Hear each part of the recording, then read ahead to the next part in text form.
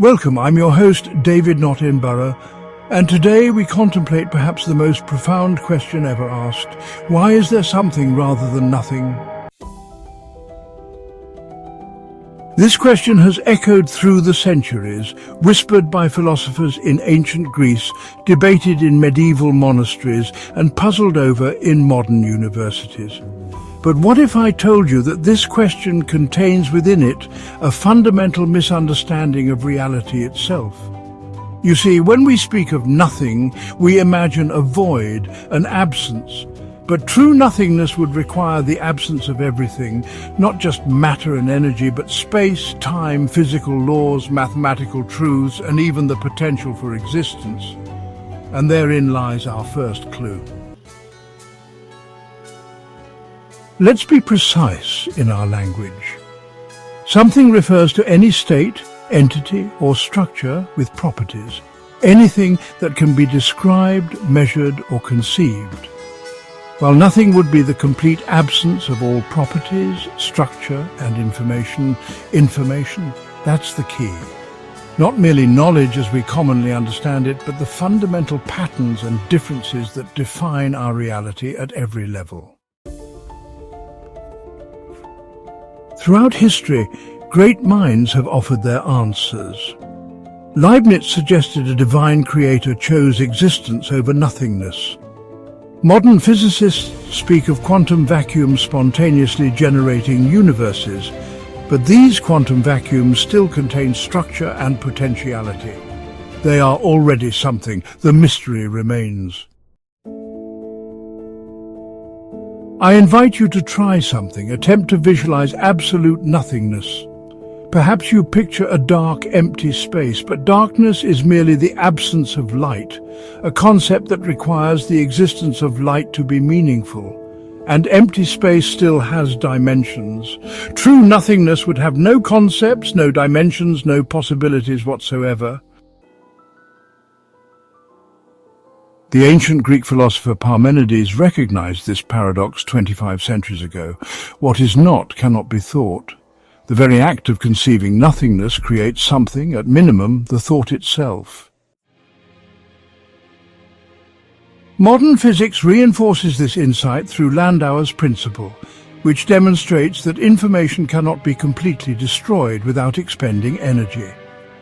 Information, it seems, is stubborn, persistent, perhaps even fundamental. Consider what I call the indestructible selfie. Imagine taking a photograph of yourself that you immediately regret. You delete it from your phone, but fragments of the file remain in the memory. Disturbed, you destroy the phone completely, smash it with a hammer. But the memory chips still contain those data fragments. So you incinerate the remains. The information has merely transformed, changed state, but not disappeared.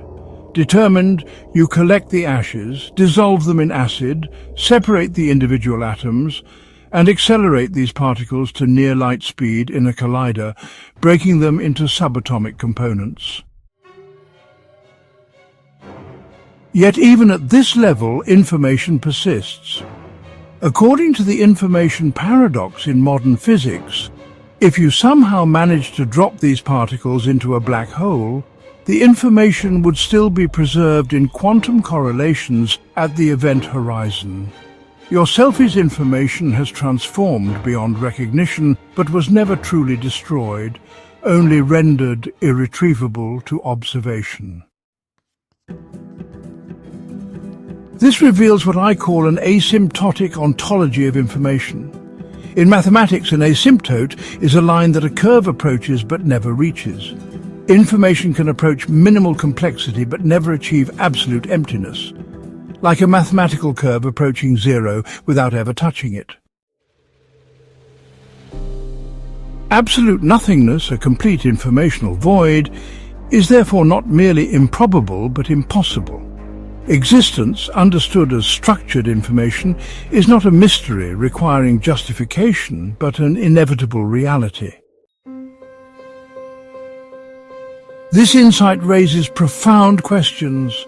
If information cannot be destroyed without generating more information, Might it be the most fundamental substance of reality? What is the relationship between information and consciousness? If selfie information persists beyond physical destruction, what about the information patterns constituting our thoughts and experiences? Does information require a physical medium, or can it exist independently? Is our universe fundamentally an information processing system rather than a physical one? Could multiple universes be different information frameworks, processing reality in distinct ways? If information cannot be destroyed, where was it before the Big Bang? And where will it go if our universe experiences heat death?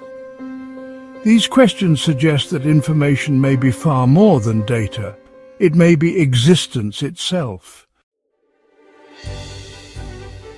Our original question, why is there something rather than nothing, now appears based on a flawed premise. That absolute nothingness is a valid alternative. If true nothingness is impossible, the question transforms. Perhaps we should instead ask, given that information must exist, why does it organize itself into these particular structures we observe? If these ideas intrigue you, I encourage you to explore the full paper, Against Non-Existence, for an asymptotic information ontology, which elaborates on these concepts in greater detail.